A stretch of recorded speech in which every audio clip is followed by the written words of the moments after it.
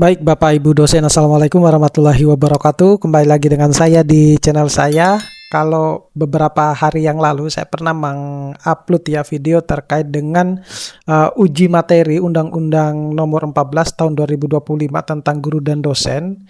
Nah, kali ini itu saya membahasnya terkait dengan ya ada hubungannya sebenarnya ya batas usia pensiun profesor berdasarkan Undang-Undang Nomor 14 Tahun 2025 yang saat ini diuji materinya di MK ya. Jadi video ini atau ya materi ini itu disampaikan oleh salah satu profesor yang menganggap bahwa usia pensiun profesor di Indonesia itu semestinya harus ditambah ya menjadi 80 tahun. Nah, cuman nanti akan menimbulkan spekulasi di berbagai macam dosen ya. Apakah memang layak untuk profesor itu layak untuk diperpanjang masa pensiunannya menjadi 80 tahun atau ini hanya karena kebutuhan pribadi seseorang aja ya gitu ya. Tapi kita harus tetap berpikir positif.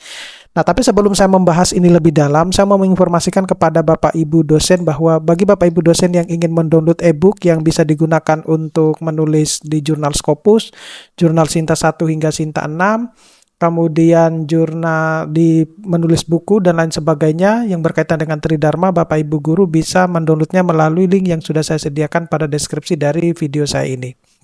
Nah, jadi yang pertama dulu pada sidang pemeriksaan pendahuluan di MK yaitu tanggal 25 November 2025 itu ada seorang profesor ya atau dosen itu menyampaikan permohonan uji materi terhadap Undang-Undang Nomor 14 Tahun 2025 tentang guru dan dosen.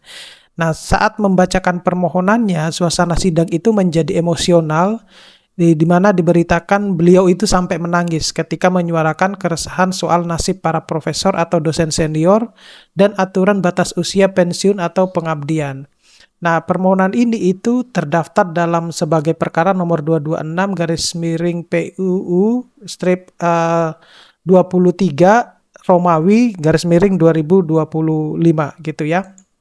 Nah, apa sebenarnya yang melatar belakangi atau isi utama yang diuji di dalam MK tersebut dengan Undang-Undang Nomor 14 Tahun 2005 itu? Jadi, pasal yang diuji itu intinya masalahnya ada di batas usia pensiun dosen atau profesor.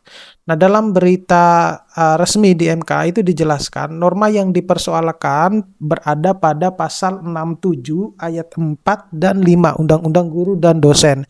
Yaitu pasal 67 ayat 4 itu dosen pensiun pada usia 65 tahun, sedangkan pasal 67 ayat 5 profesor berprestasi itu dapat diperpanjang sampai usia 70 tahun. Nah, fokus utama permohonan itu adalah memperdebatkan kelayakan dan keadilan pembatasan ini dalam konteks kondisi kekinian, yaitu harapan hidup, kebutuhan perguruan tinggi, dan sistem akreditasi. Nah, selanjutnya itu adalah apa yang sebenarnya menjadi pemohon ya, apa yang diminta oleh pemohon secara spesifik dari risalah sidang, dokumen resmi, petitum kunci yang dibacakan pemohon itu adalah satu, meminta MK menyatakan pasal 67 ayat 5 bertentangan dengan Undang-Undang Dasar 1945 sepanjang membatasi perpanjangan profesor hanya sampai 70 tahun. Nah, kemudian mengusulkan perubahan makna atau bunyi dari profesor yang berprestasi sampai 70 tahun menjadi profesor yang sehat fisik dan mental sampai 80 tahun. Nah, menariknya pemohon juga menambahkan argumen fungsional. Jadi profesor yang diperpanjang sampai 80 tahun itu dapat dihitung dalam rasio dosen atau dosen mahasiswa untuk kebutuhan akreditasi dan pendirian prodi baru. Sementara urusan kompensasi finansial bisa diatur lebih lanjut lewat peraturan menteri atau keputusan menteri. Jadi tuntutannya itu bukan hanya sekedar tambah usia pensiun, tapi juga ingin memperpanjang itu diakui secara sistematik ya dalam tata kelola kampus baik rasio dan akreditasi. Nah, berikutnya itu adalah alasan ya. Alasan kenapa alasan-alasan utama lah yang mengapa sampai emosional atau sampai menangis gitu ya. Dari risalah sidang, benang merah argumentasinya itu seperti ini. Jadi yang pertama, perkembangan angka harapan hidup dan kondisi kesehatan profesor senior. Jadi pemohon menyebut bahwa harapan hidup Indonesia itu sekitar 75 tahun dan menilai memensiunkan profesor pada usia 70 tahun itu saat ini masih sehat fisik, mental ya, dianggap tidak sejalan dengan kebutuhan bangsa atau pendidikan tinggi. Nah, kerugiannya yang berikutnya itu ada kerugian ya, jika ia tekankan bersifat non material dan material ya. Jadi ia menyebutkan pensiun ini dapat menurunkan aktivitas otot atau otak dan mempercepat penuaan ya. Ia menyebutkan sebagai kerugian intangible gitu. Nah, ia menyebutkan juga menyatakan bahwa rentang 70 sampai 80 tahun profesor yang sehat itu justru berada di puncak kualitas kompetensi, katanya seperti itu. Sehingga memensiunkan profesor pada usia 70 itu dianggap mubazir sebagai sumber daya yang strategis gitu. Yang ketiga itu dikaitkan dengan norma konstitusi Undang-Undang Dasar 1945. Nah, dari risalah pemohon itu menyebut pengujiannya ia sidangkan dengan spirit pembukaan Undang-Undang Dasar 1945 dan beberapa pasal seperti pasal 27 ayat 2, pasal 31 dan pasal 28H. Hak atas pekerjaan, penghidupan yang layak, pendidikan serta kesejahteraan ataupun kesehatan. Yang keempat itu ada persoalan tumpang tindih atau dualisme aturan. Nah, Humas MK mencatat pemohon menyoroti adanya aturan turunan atau aturan lain yang praktiknya bisa berada dengan undang-undang, yang berbeda dengan undang-undang sehingga menimbulkan kebingungan dan dianggap merugikan.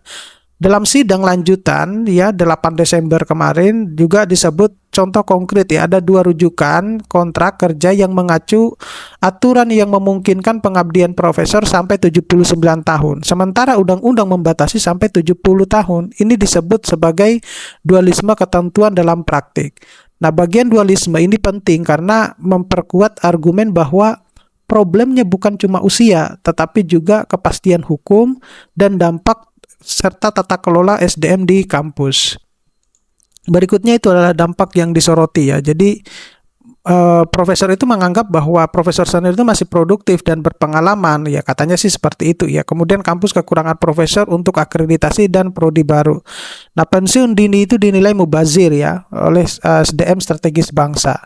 Nah, isu tata kelolanya, jadi ada tumpang tindih aturan usia pengabdian profesor, perbedaan antara undang-undang dan aturan turunan, serta menimbulkan ketidakpastian hukum. Nah, potensi dampak kebijakannya itu adalah, nah, jadi kebijakan yang dikabulkan ataupun ditolak ya misalnya ya, kalau pemohon dikabulkan atau dikabulkan bersyarat, dampak ini bisa menyentuh 1, jadi ada 4 ya.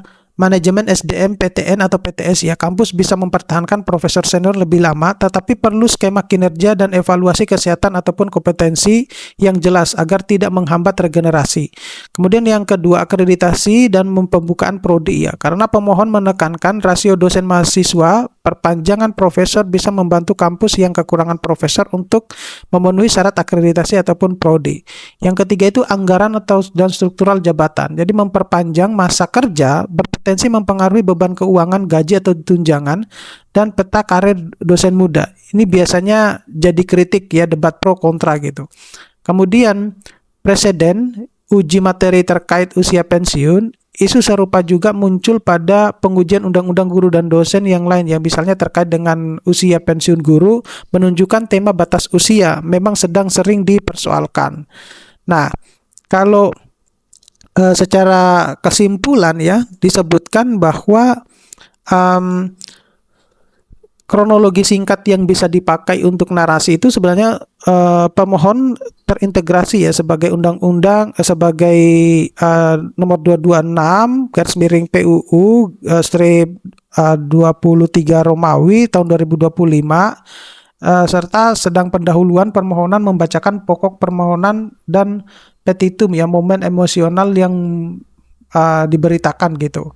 Kemudian pemohon menyoroti keadilan usia pensiun profesor, isu strategis bagi masa depan pendidikan tinggi, dan menunggu keputusan MK ya, lebih jelasnya seperti itu. Jadi pada intinya itu belum ada keputusan resmi lah gitu ya.